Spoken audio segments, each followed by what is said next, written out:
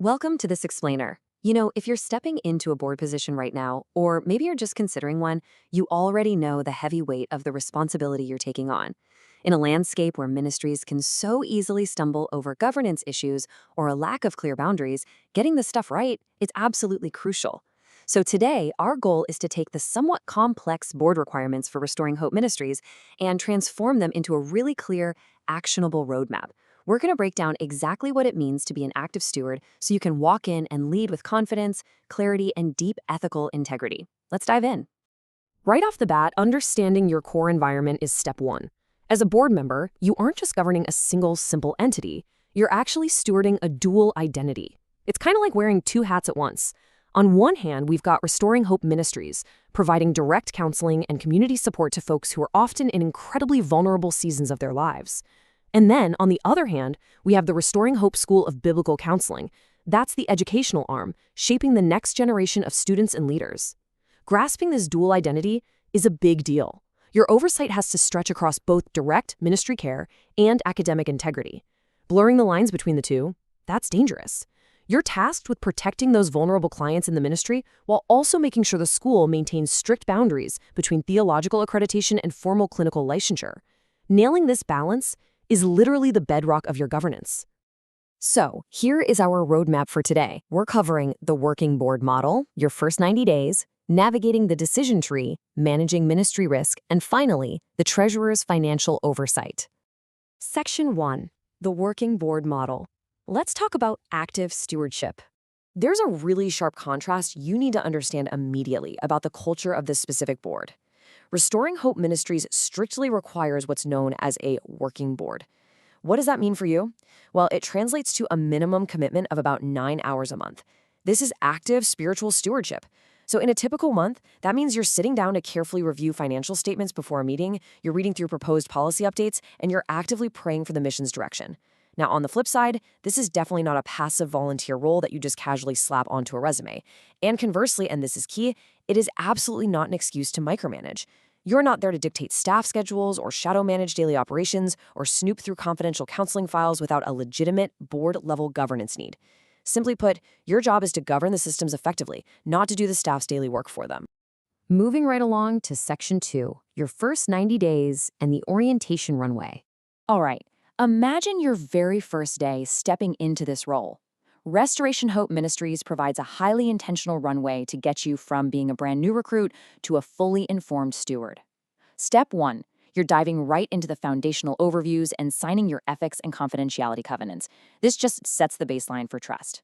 Step 2, you'll sit down with the board chair to review role-based system access. That basically means you're only given access to the specific files and data you actually need to do your governing. Makes sense, right? Step 3, you attend your very first quarterly board meeting. And hey, your primary job here isn't to run the room. It's to observe, ask clarifying questions, and really absorb the unique culture of the board. And step 4, which is super vital, you pick a committee, like finance or governance. This makes sure you're applying your specific background to serve the ministry best. And honestly, it prevents new board members from just floating aimlessly without a clear job to do. Section 3. Navigating the decision tree and keeping people safe. Okay, the crucial point here is strictly defining our scope. Like, what exactly is biblical counseling in the context of this ministry? Well, at Restoring Hope, it's defined as Christ-centered care for the soul. Beautiful, right? But the second half of this definition is what actually keeps the ministry operating safely and ethically. It is not a substitute for medical, psychiatric, emergency, legal, or licensed clinical care. As a board member, you have a strict fiduciary duty to enforce this boundary. Because when a board fails to enforce this, it doesn't just invite devastating lawsuits, it actively delays critical, life-saving clinical care for someone who might desperately need a medical doctor, a lawyer, or a licensed clinical trauma specialist. We have to know our lane. Let me throw a really high-stakes scenario at you that every single board member has to be prepared for. What happens if a counselor or a student suddenly encounters imminent danger, severe suicidal intent, or suspected abuse of a child or vulnerable adult?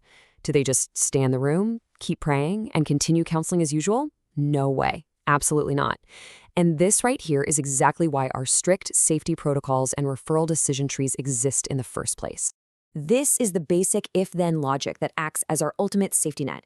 If there is imminent danger or suspected abuse, the protocol immediately activates emergency services and mandated reporting channels. So what does a mandated report actually look like in real life? It means hitting pause on the session, picking up the phone, and directly calling state protective authorities or 911 because a child or vulnerable adult is at risk. You do not try to fix it in-house. And you certainly never force conjoint counseling in situations that involve domestic violence. Furthermore, if the client has complex psychiatric needs that go beyond biblical competence, the protocol dictates referring them to a licensed professional. Only if the answer is no to all these severe escalating risks do you proceed with standard biblical counseling. Your oversight ensures that every counselor and student is rigorously trained to execute this exact logic every time without a second of hesitation. Section 4. Managing ministry risk and protecting the organization. So we've talked a lot about clinical risk, but the board has to monitor the entire organizational landscape. To pull this off, the board maintains a live risk register that gets reviewed every single quarter. This tracks everything across the whole spectrum. Like, are we in danger of overstating our school's accreditation? Are there blurry lines between contractors and employees in HR? Is our data privacy actually locked down, or are well-meaning staff members accidentally forwarding confidential emails? What's absolutely vital here is your altitude. You're reviewing de-identified patterns to govern the whole thing. For example, say you spot a risk register note about outdated HR policies. Your job is to make sure a firm deadline is set for management to update them. Your job is not to sit down at a laptop and rewrite the employee handbook yourself. You oversee the system of risk management. Now, when a major crisis does hit, say an allegation of severe misconduct or a major legal threat, this exact directive from the crisis response policy is your mandatory escalation trigger. Listen to this. Preserve records and do not investigate beyond your role or competence. Look, human nature makes us want to fix things, right? It makes us want to call people up, ask a bunch of questions, and get to the bottom of the drama. But playing detective actually compromises the very evidence that protective authorities or legal teams might need later. Doing that is a massive liability. Your immediate job as a board is just to preserve the integrity of the records, secure the situation, and bring in the external experts. Let them do their jobs. Section 5. The Treasurer's Financial Oversight. Finances aren't just numbers on a spreadsheet. They are a profound area of ethical stewardship. We've all heard those tragic stories of well-meaning nonprofits facing sudden embezzlement or financial ruin simply because, no one was watching the mechanics of the money. That's exactly why the treasurer's role is so foundational. They act as the ultimate safeguard. They take complex financial statements and translate them so the rest of the board achieves true financial literacy. They also rigorously track restricted funds. That means if a donor gives money specifically for, say, a student scholarship, the treasurer makes sure it is legally impossible for those funds to accidentally get spent on general office rent. Most importantly, they enforce strict internal controls. They ensure the separation of duties, like making absolutely certain the person writing the ministry's checks is never the same person reconciling the monthly bank statements. It's just smart governance. And this financial oversight, it isn't just random. It's a highly predictable quarterly rhythm that you journey through every single year. In quarter 1, the focus is all about closing out the prior year and finalizing those statements. By quarter 2, you're doing a health check, reviewing mid-year cash flow, and making sure your reserve progress is on track. In quarter 3, you're already looking ahead, making budget assumptions and reviewing tuition structures for the school's upcoming semesters. And finally, by quarter 4, the board is officially reviewing and approving the full budget for the next year. Following this predictable, proactive cycle is exactly what prevents those sudden, nasty financial surprises from derailing the ministry's mission. As we wrap up this explainer today, I want to leave you with one final, pretty provocative question to chew on. Are you ready to embrace the spiritual, ethical, and operational weight of this stewardship? Because serving on the Restoring Hope Ministries board, it's not a light commitment.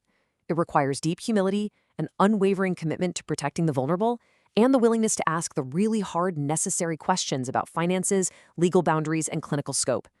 Take the time you need to reflect deeply on your personal readiness to step into this vital, mission-protecting role. Thank you so much for learning with us today.